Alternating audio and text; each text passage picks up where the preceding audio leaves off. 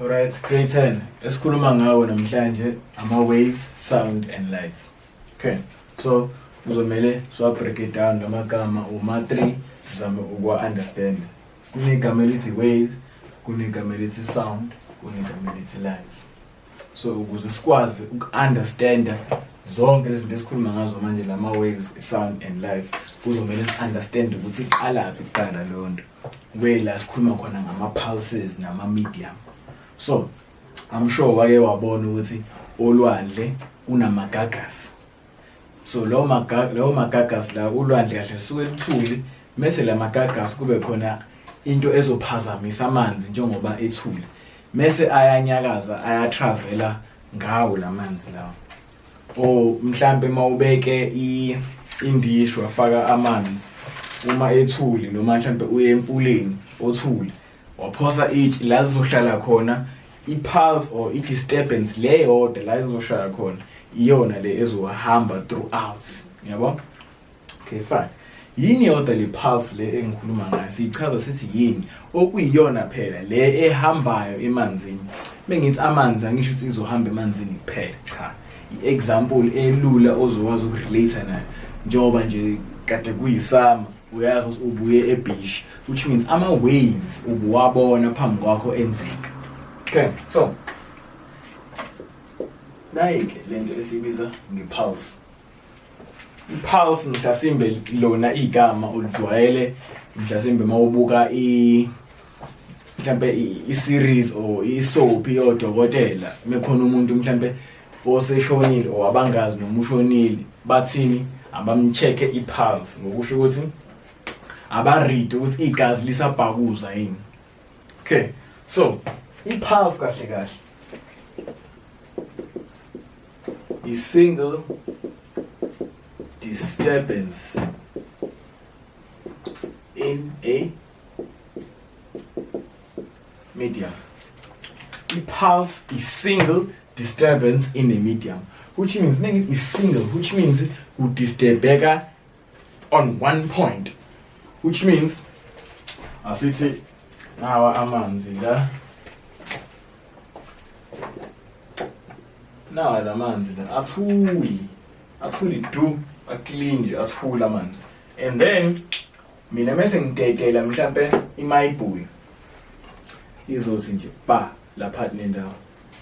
Remember amanzi bethula ngithi, so le mayibhuli ehlayo idisturba lamanzi, idisturba emotion yakhe. Emotion was still ibimile ibingahambi, so mayidedeleka le mayibhuli kunento eyikhozayo. Leyo nto leyo bayibiza nge-ripple effects.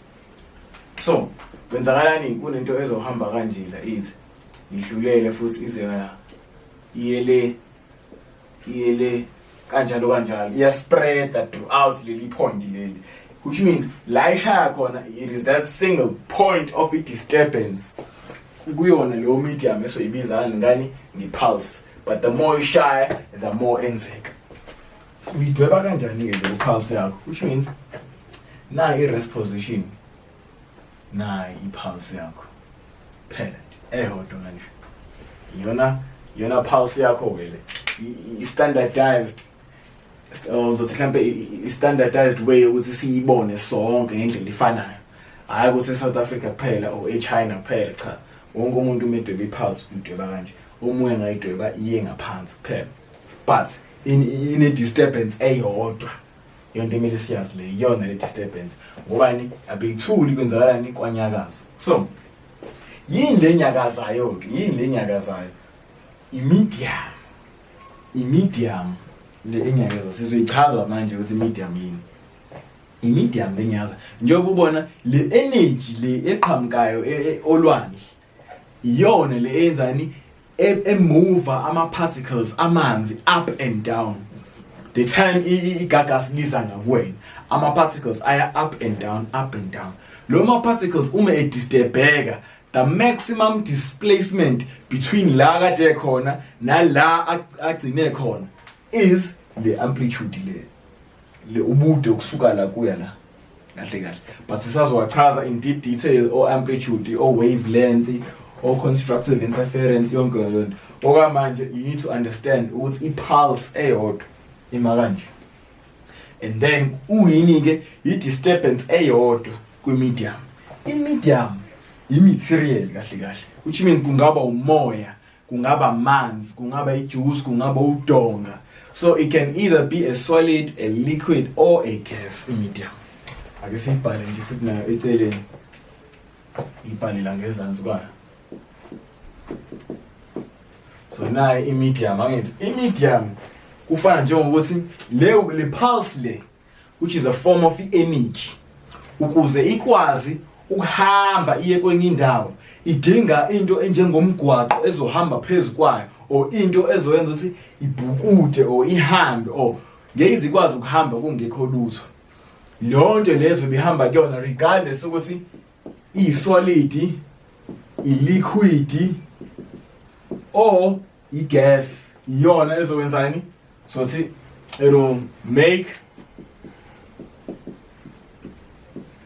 the pulse travel, which means i-pulse ayikwazi ukutravelisha without i-medium. Yabo? So remember ke leyo pulse leyo sitheni a single disturbance in a medium. Means low medium, it can either be a solid, a liquid, or a gas. Iyenzani i-medium, it makes the pulse travel, inikeza umgaqo. But ke le pulse le, which is a type of energy, mayidlula ile medium iyaphazamisa. Njengoba ubona kuthiwa i-disturbance le iyaphazamisa i-arrangement or i-positioning yani yama-particles ayo leyo medium. Remember, ama-particles awafani for ama-solids, liquids, and gases. Angithi ama-solids, ama-particles asondelene kakhulu. Uma esondelene kakhulu kuqonda ukuthi asikho ispace esiningi sokuthi lama-particles anyakaza. And then siye kwi-liquid. Nakhona ispace sithe ukuba ningana kune-solid, but hayi ngaloyo ndlela. Yabo? And then kwi-gas, ama-particles aqaqene ngale ndlela, which makes ama-particles kube nzima ukuthi athintane wona ehodwa. Okay, so which means naso-ke i-speed sayo leyo pulse or leyo wave ehamba kwi-medium ethize siya affecteka ngokuya ngokuthi i-medium iyi-solid, i-liquid, or i-gas. Yabo? Okay, fine. So manje sizochaza ukuthi le pulse le uma esihamba kwi-medium indlela e-affecta ngayo ama-particles kuzogcina sesiyibiza nge-pulse enjani. Asambe soyibheka.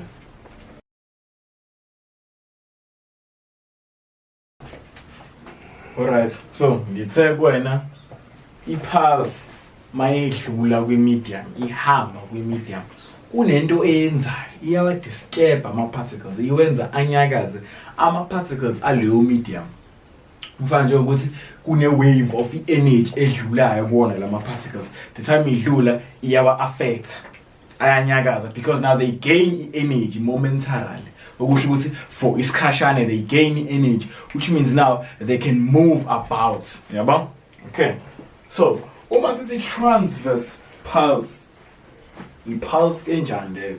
I-pulse whereby yona le pulse mayiqhamuka kwi-medium, ama-particles ayo i-medium ayanyakaza, but they move perpendicular to the direction la i-wave eya ngakhona. Okusho ukuthi ake ngithi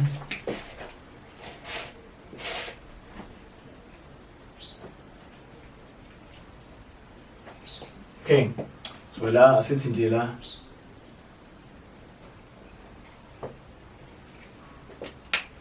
nayi le pulse le, i-direction yale pulse le iya ngala. Yabo? Iya ngala i-pulse. So i-direction ye-pulse nansi iya ngala to the right, e-horizontal.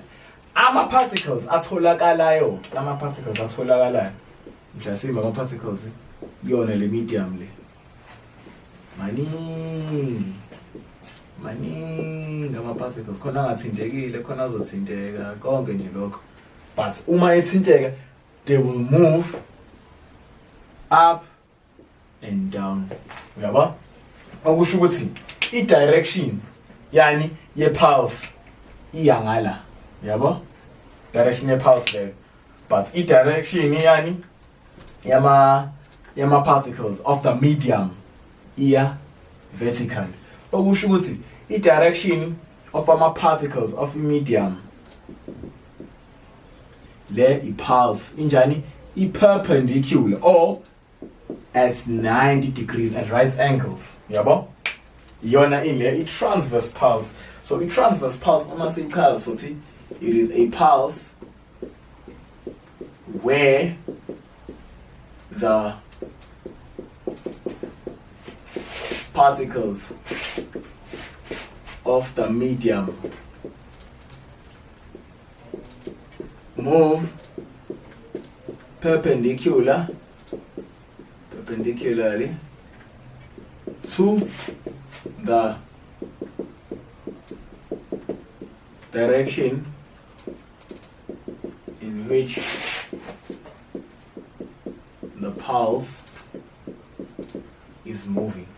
Okay, so bangayichaza ngenye indlela bathi there is a pulse where the particles of the medium move perpendicular to the direction of propagation of the pulse. Yabo? Ngenye indlela ongayisho ngayo, but baqonda ukuthi i-direction e-pulse ne-direction of the particles of the medium, they move perpendicular. Okay, so ake siye kuyona-ke le amplitude le amplitude esikhuluma ngayo. So i-amplitude mhlasimbe wake walizwa lelo gama before and it didn't make any sense kuwena. So ake zama ukulichaza-ke ukuthi iqonda ukuthini i-amplitude uma sikhuluma ngama-waves kodwa and pulses. So nayi-ke i-pulse la eyodwa yabo, i-pulse. So i-amplitude, it is the maximum displacement of ama-particles from their rest position. Okusho ukuthi ngala uzothini wena? Maximum displacement of particles from their rest position. I-rest position iyona yiphi? Yila kade i-medium, ama-particles of the medium la kade ekhona, la kade ethulele khona, but kwadlula i-wave and they gained energy for a moment. Enza njani? Aqhuma or ayehla. La egxume khona i-highest point or the lowest point kuba yini amplitude. Okusho ukuthi i-distance esuka nje la la phezulu yona amplitude yethu, yabo? So njalo mekhuluma nge-amplitude sikhuluma ngalento. Usually i-unit esisebenzisayo for i-amplitude is meters. Okusho ukuthi most of the time kwama-calculations you have to convert between no centimeter no millimeter up until uthole ama-meters. Okay, fine. So kunento futhi esiyibiza nge-pulse length, which means la iqala khona kuleli point leli la iqala khona iya displace angithi, which means mengithe displace ishintsha position iphinde ibuyele kwini la isuke khona. So lo bude lo bobusuka la iqale khona izibuyele kwi-rest position is any i-pulse length. But ke remember ke lama pulses lawa, to be specific, ama-transverse pulses uma ehamba ku-medium, i-speed sakhona siyakwazi ucalculate-eka if siyazi i-distance ezoyi-travelisha i-pulse and isikhathi esithathile, yabo? So kunane-formula-ke esizoyisebenzisa wake wayifunda kancane grade 9 ethi speed is equal to distance over time. But manje speed is specified ukuthi yesani the speed esikhuluma ngaso.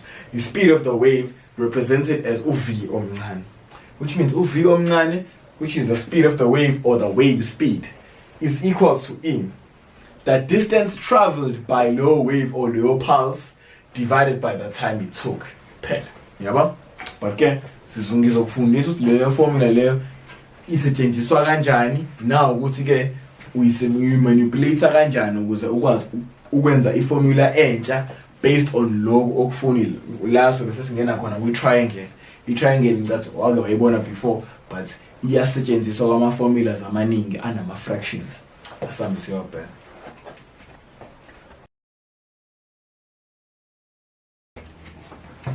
Alright, now see the speed engikhuluma ngaso, which is just the distance a pulse travels per unit time. Okay, phela ne pulse speed ukuthi gijima kangakanani Yabo? So i-formula ke ithi ke V is equal to D over T. Lo V lo ngubhala uV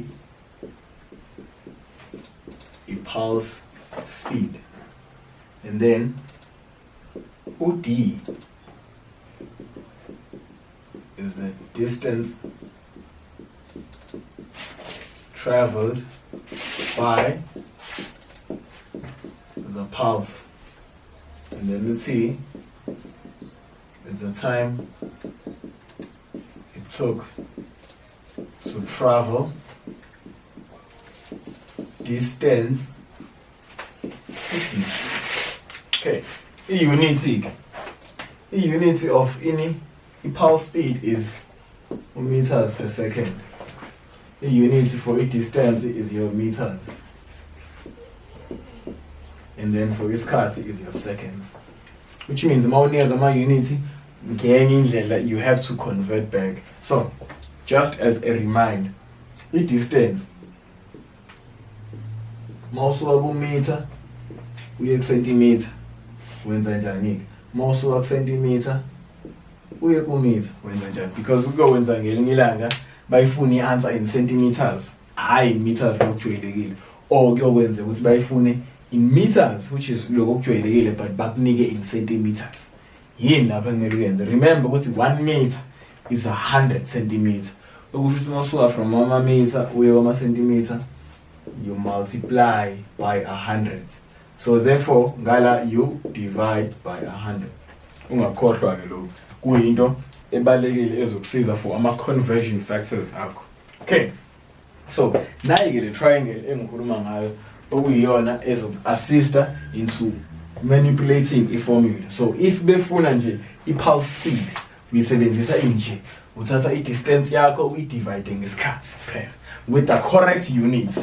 Okay, so kuyokwenza ngelinye ilanga bakunikeze i-speed and then bafune mhlawumbe i-distance, bakunikeze i-speed nesikhathi, bafune i-distance. Uyibhala kanjani i-formula lapho? Okay, so we have uvila omncane, and then we have i-distance, and then we have isikhathi. Nayi le formula. So siyazi ukuthi mesifuna uv lo uzolingana nobani? uv uzolingana no D nobani? No T. But u-D no T kwenzakalani ke? Kubona ba multiply, which means mawufuna or bazo-divide ngaphansi kuzoba khona u-T, just as i-formula injalo kanje. Lo line lo uqonde u-divide, lo line lo uqonde multiplication. Yabo? So asengu-D manje. U-D uzokubani-ke yena u-D?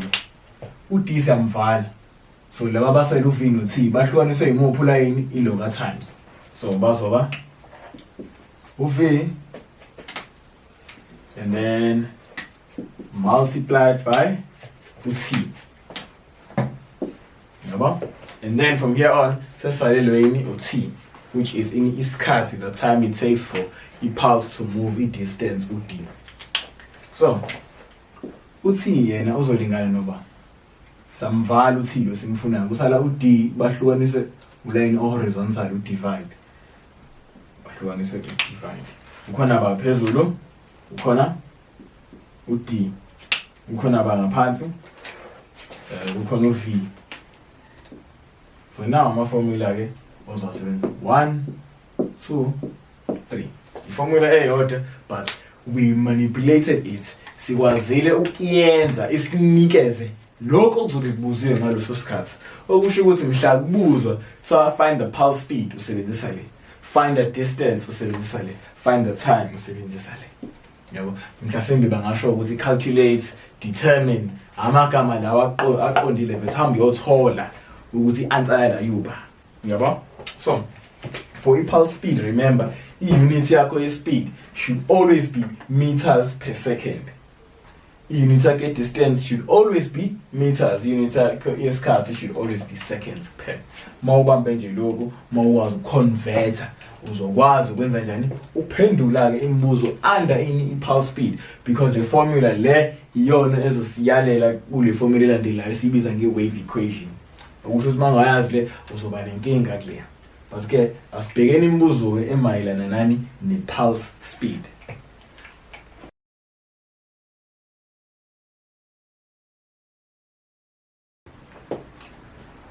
Alright, so now umbuzo uqala. It's based on a 3-mark question nje. Yonke into fairly simple, ama-units are in the correct order. Wena nje ukusebenzisa i-formula sisajwayela ukuyisebenzisela i-formula, which means mesiqhubeka ozokwenza wena yini ukuthi uyipause i-video and then uyi-attemptele wena ama-questions ungawaboni. I mean like ingaveli answer phambi kwakho. And then mase uyalinda press play ngiyiphendula. So uthiwa la a pulse covers a distance, distance of 2 meters. So first things first, siyabhala i-given yethu, i-given konke esikunikeziwe. So number 1 sinikeziwe u-d ukuthi u-2 meters in 4 seconds, which means in like isikhathi t is 4 seconds on a heavy rope. Intambo esindayo. Fana njengokuthi nje nayo le ntambo esindayo bavele bayithi kanje. Yahamba ke lo pulse leyo. Okay. Calculate the pulse speed. So manje bafunani ke? Bafuna u-v. Yabo? Uyayazi ke wena iformula oyisebenzisa la. Iyona impela le uqala. Ethi v is equals to the distance all over the time. Yabo? So v is equals to distance yakho. You check, is it given in the correct units? Distance yakho should always be in meters. Nangempela basinikeze ngani? Ngama meters. So distance yethu is 2 meters. And then time is 4 seconds. 4 seconds. Yabo? And then so ifaka ke lento yakho we calculate. So v is equal to 2 divided by 4. Igneza 0.5. But those 0.5 unama units akhona. Speed is always in meters per second. Uqhamuka kulama units amabili. So this becomes the answer yakho worth 3 marks. 3 marks comes from the formula, the substitution, and the final answer. Yabo ilula njani? So when nje is just ukurecognize okunikile ukuthi kungama units angifanele yini ukuthi ngikwazi ukuyisebenzisa yona le equation le. Uma kukhona ukugodwa, for example mhlawumbe la unikezwe centimeter instead of meter, you have to convert first to meters. Mase uzoyisebenzisa ke la. If ama seconds mhlawumbe unezwe ama minutes, now uzowa convert because you know ukuthi asibhale la 1 minute is equals to 60 seconds. Ikanje lento. Yabo? So, uma ngisuka ku1 kuze abo 60, obvious. Kumele ngimi times. And u60 ukuze abe u1, obviously kumele ngimi divide. Ngoba ngo60 nala. So yona into ozikhumbula le of converting between ama minutes nama seconds. When most of the time nje mawuthi neza ama minutes times ngo60 to ama seconds. So ba right. Yabo? For example, if la bethe in 4 minutes uzothi 4 times 60 kubo yilo answer uzoyifaka instead of t in ula. Yabo? So remember, this is the pulse speed, which is the distance. The pulse speed yini? It is the distance a pulse travels per unit time. Yini lo pulse? Guess I call it is a single disturbance in a medium. Yabo? Yona nje le hamba medium. Ukuthi ihamba ngesivinini esingakanani, ngespeed esingakanani, ithatha ama-meter mangakanani ngesecond elilodwa. Iyona answer yethu leyo. So la sesiyazi ukuthi ithatha u-half we-meter ngesecond elilodwa, which means ngama-second awu-2 izothatha i-meter elilodwa, kanjalo. Yabo? Aseni kuyumbuzo olandelayo.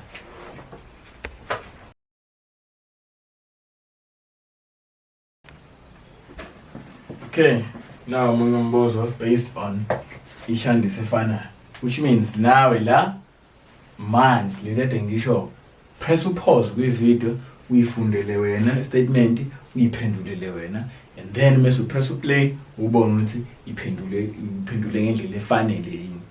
Okay, so umbuzo la uthi a pulse covers a distance of 5 meters. Usuyazi uyakugiven angithi given okunikiwe number 1 i-distance onikiwe you 5 meters. Okay, fine. In 15 seconds. So number 2 lo T is 15 seconds. Calculate the speed of the pulse, which means la bafunani uv. Yabo, it is the same njengale kade kwenzeleyo.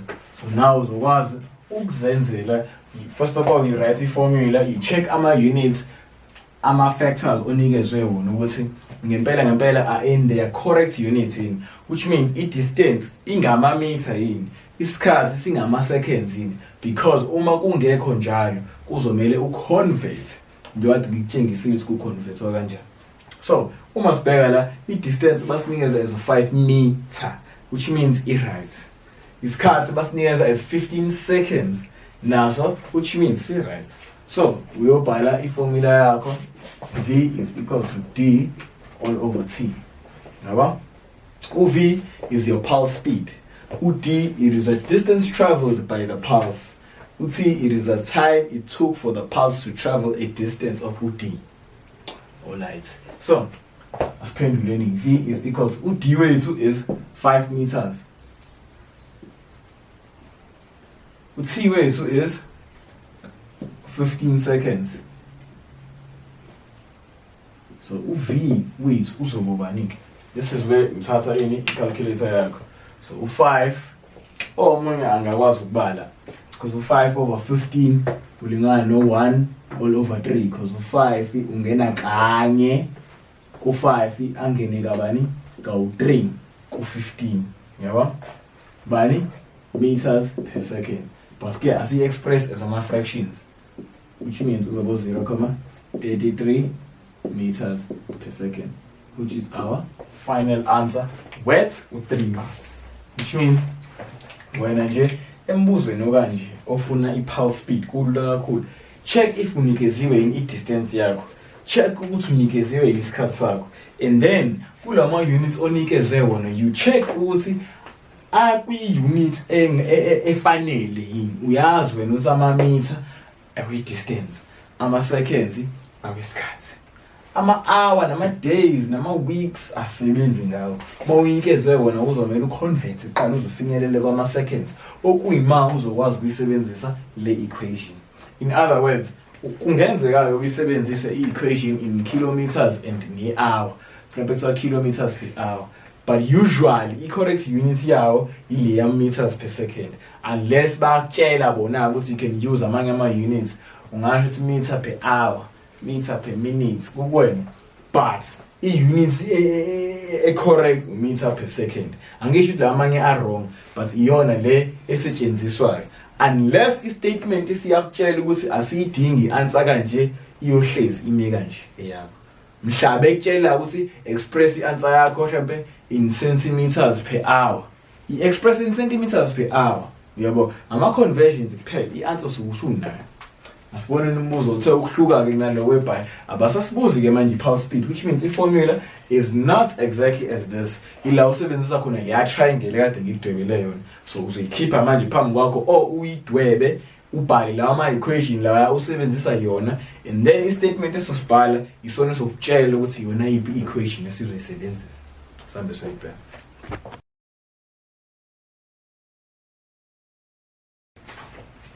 Alright, so now a pulse has a speed of 0.5 meters per second.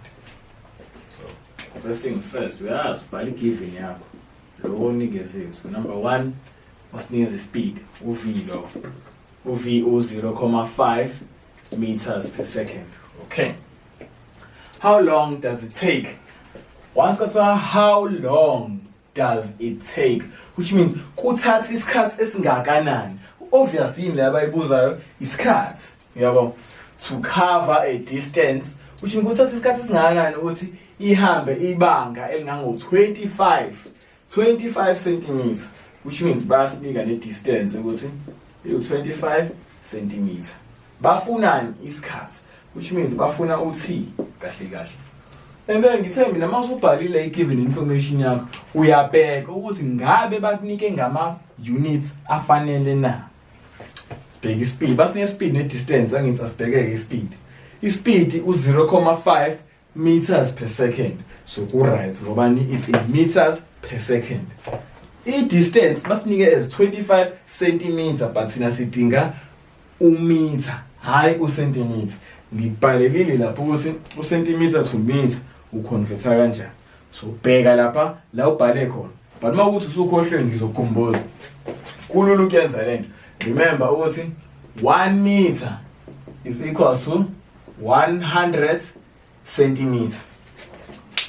100 centimeter uke ubone eclassini lakho une ruler leli elathisha wakho leli lide lijwayele kuba orange or uyellow ngombala.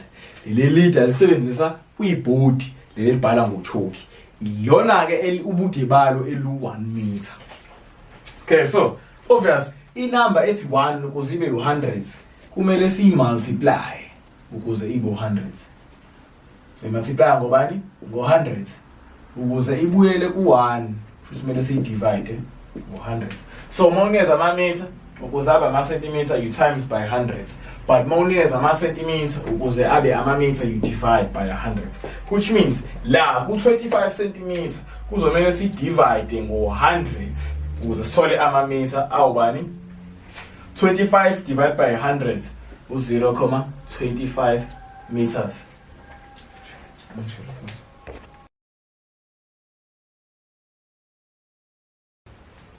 Okay, so let's convert manje i-distance yethu. It was given in centimeters, so I convert it back into meters.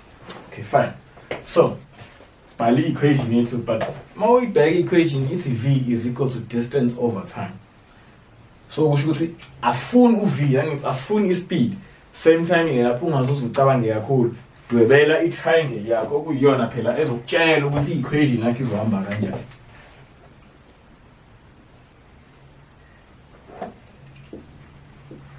Uyazi i-triangle ino v u-d no-t.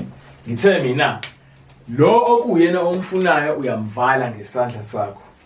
So sifuna thina isikhathi siyazosamvala kanje nanguthi usele bani u-d phezulu no-v, but u-d no-v bahlukaniswe uline onjani, o-horizontal noma o-vertical. Bahlukaniswe uline onjani, o-horizontal. Ngakutshela ngathi uline o-horizontal uhambiselana nobani, no-divide, which means the new equation ozoyisebenzisa ithi uthini lo ulingana no-d divided by u-v. Yabo? Yona ke formula ozoyisebenzisa for ukubani. Awuyisebenzisi noma inje. Ngoba manje ithi phela v is equal to distance over time.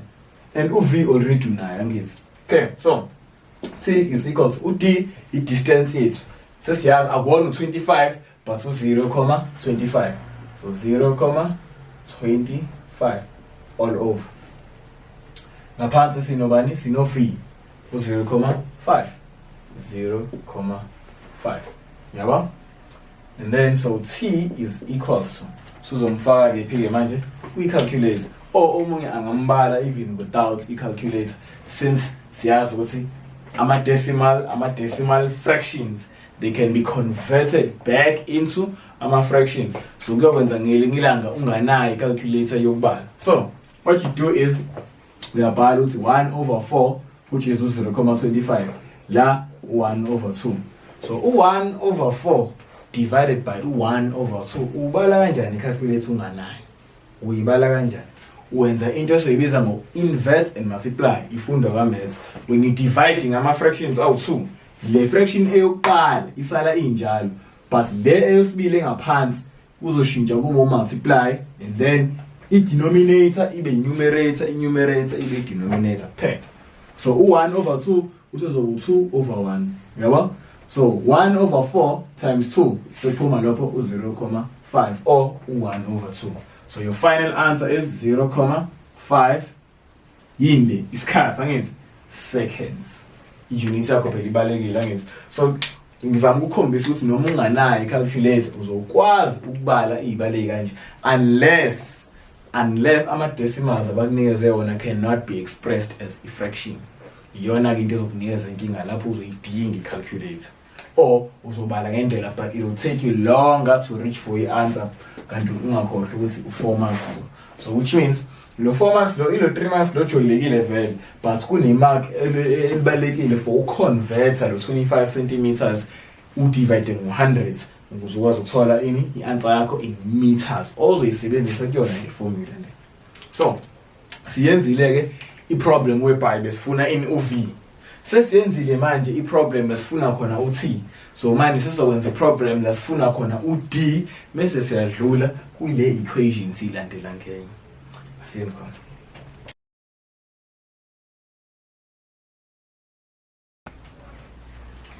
Alright, so kuthiwa la a pulse has a speed of 5 centimeters per second.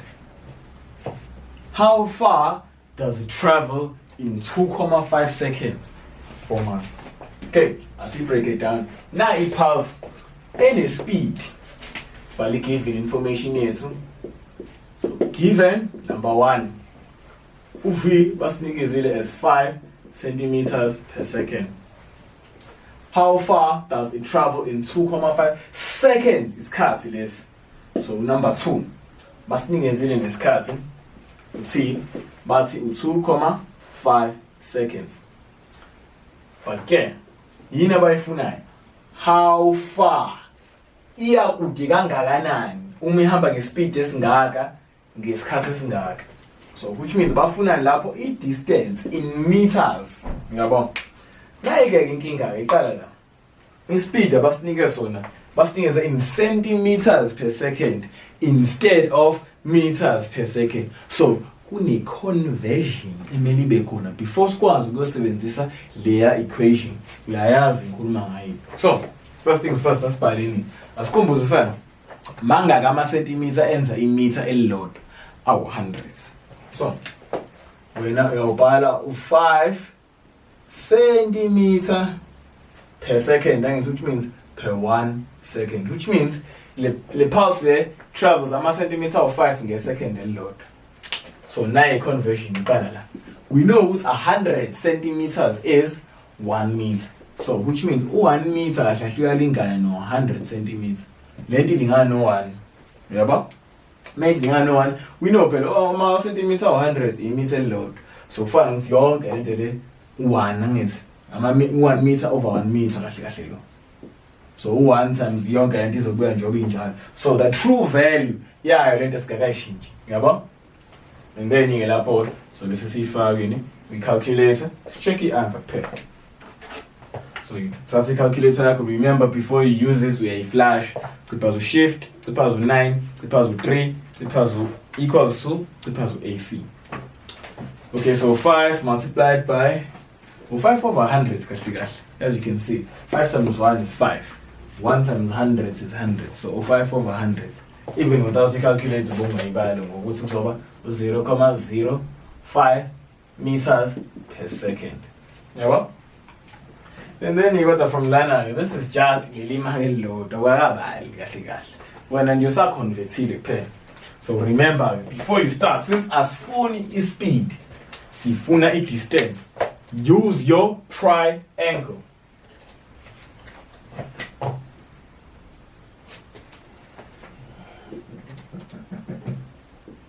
Khumbule njalo mebehlukanisa uline horizontal u-divide, mebehlukanisa uline vertically u-multiply. So khumbula ukuthi sino v is equal to distance over time. Yini esifunayo? How far u-d. So we will block the one we want kahle kahle. Lo esimfunayo yena esimvimbayo, yena esimsithelayo. Samfihla. Usala bani-ke u-v no-t. Bahlukanisa uline vertical, so therefore UV times T. So the new formula, it's D is equal to V multiplied by T. Now formula H. Says 77 in the triangle. So UD now is equal to UV. UV, this is the new V.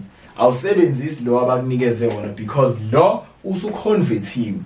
So Mekuthiwa v uyawubhanja okunjalo 0,05 multiplied by in the time, which is 2,5 seconds. So 2,5. And then iyona-ke into ozoyithatha usuyifaka kwi-calculator njengoba injalo. So kuzoba u-0,05 multiplied by 2,5. Uzokunikeza u-0,125 or 1/8. So 0,125 meters ngoba yini le i-distance phela. With the correct units kubalekile ukwazi ukuthi kuzoba meters, which is why njengoba kade siyibonile inkinga la le time bethi nje 5 centimeters per second instead of meters per second yaqala lapha inkinga, okusiphoqile ukuthi size sizobala lo. Kahle isibalo bese vele sisiqale nje la ukube yonke into bebesinike ngama-units a-correct, ngama-units afanele. I-answer nje bizoyiphumela la isibalo sibu-3 marks, which is why siwu-4 ngoba kune-conversion encane ukudivide ngo-hundreds ela ku-centimeter uzaba umeter, kumele umdivide ngo-hundreds kuqala, and then mase uyomthatha uyomfaka kwi-equation ozoyisebenzisa le esimthole ngani qala. Remember simthole ngale triangle. Le triangle le iyasebenza for ama-formulas maningi azayo futhi ozoyisebenzisa, kodwa wena kumele uyikhumbule uline o-horizontal uqonde u-divide, uline o-vertical uqonde u-times. Ngisho sekhona-ke la phakathi awunendaba, i-equation uzokwazi ukuyithola wena ngenxa yokuthi it's either times noma uya-divide kukwena.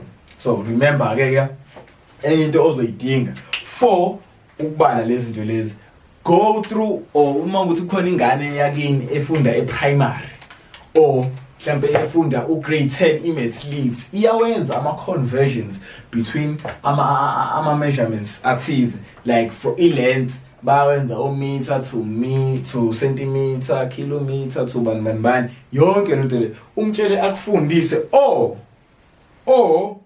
ubuke ama-video ase-infoclass achazayo lo ma-conversion njengoba kade siwachaza manje, ukuze uzokwazi, because inkinga ezokushaya ukuthi la uzosithatha wena, uzoyithatha le number bakunikezayo njengoba injalo uyayifaka kwi-equation mase uthola i-answer e-wrong, and then I'll understand wena because utsheliwe ukuthi i-distance ukuze uyithole uthatha i-speed nesikhathi ukumultiply.